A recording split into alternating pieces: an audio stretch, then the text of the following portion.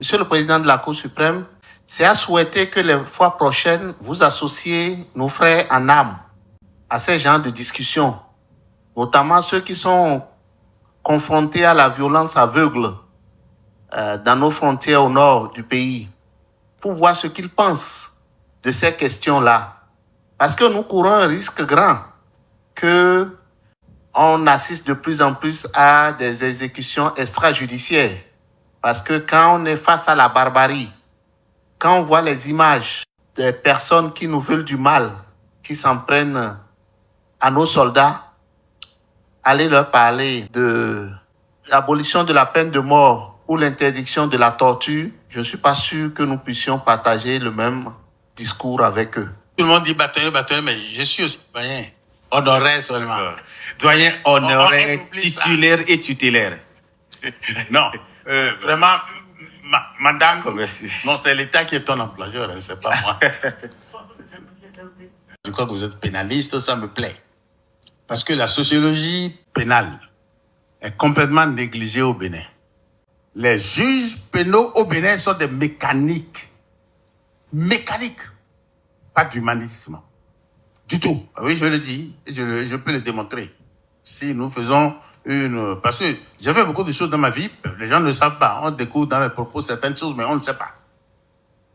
La sociologie pénale n'existe pas du tout au Bénin. Et c'est grave. Je suis malheureux au Bénin. Cette mécanisation de la justice pénale est effroyable. Effroyable. Nous n'en dirons pas plus pour l'instant. Un jour viendra, je dirai plus.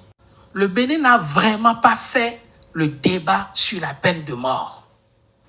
Contrairement à ce qu'on a vu dans la déclaration de tous les pays, il y a eu un débat de fond sur la question.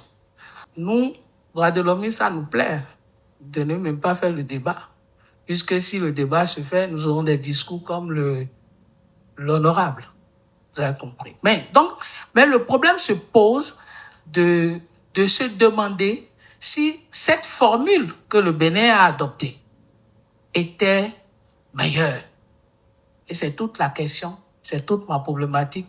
Est-ce que notre démarche telle que nous l'avons fait, en cherchant à fuir un peu le débat, est nécessaire et bien? J'ai eu le privilège d'avoir frotté ma cervelle avec les tests et d'être dans l'intimité de certains tests.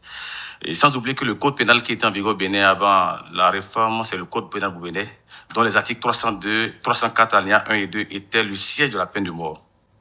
Le débat a été fait à l'Assemblée nationale le 31 mai 2006 sur le maintien ou non de la peine de mort. Un projet de code pénal avait été introduit à l'Assemblée nationale en 1999. Et dans ce projet de code pénal, la peine de mort figure dans la nomenclature pénale. Le débat ayant été fait à l'Assemblée nationale, à savoir s'il fallait ou non maintenir la peine de mort dans l'arsenal, voici ce que disait le garde des Sceaux de l'époque, Abraham Sinzowe. Je vous lis. 31 mai 2006. Abraham Sinzowe.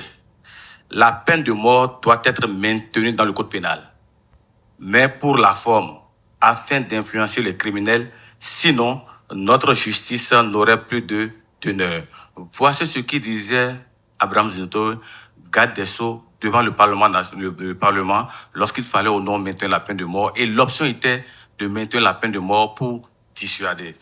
Mais il se fait qu'il y a eu des avancées avec la ratification du protocole facultatif. Et c'est là où le débat n'a pas été fait. Et moi, je présume, sans avoir la prétention d'être dans les coulisses de l'intimité de la rédaction des tests, je suis aussi comptable de ces tests parce que j'ai beaucoup écrit dans ce code pénal. Les deux tiers quasiment des dispositions. Donc, pour vous dire, le débat n'a pas encore été fait par rapport à la ratification, parce que pour la ratification, il fallait en réalité, comme on l'a fait au niveau de la Constitution, aller dans les casernes, aller dans les villages, les chefs d'arrondissement, pour leur expliquer le mécanisme. Exactement, ce débat n'a pas été fait. Et peut-être c'est ce qui expliquait et qui continue pas à expliquer encore la résurgence de la vindicte populaire dans certains États, parce que lorsqu'on pense que, puisqu'en Afrique, l'opinion publique préfère que les délinquants soient éliminés face à la recrudescence de la criminalité, qu'il n'y a pas lieu d'accorder, qu'on appelle, de libérer les détenus qui sont condamnés. Le débat n'ayant pas été fait parce que la commission a estimé que le débat a été fait en 2006, ce n'était plus nécessaire de revenir sur un débat et l'option était d'aller vers l'abolition et c'est ainsi que la peine de mort est sortie de l'article 34 de la loi 2018-16 du 28 décembre 2018. Donc, je suis d'accord avec vous que par rapport à la ratification, aucun débat n'a été fait. Mais par rapport au maintien, le débat a été fait en 2006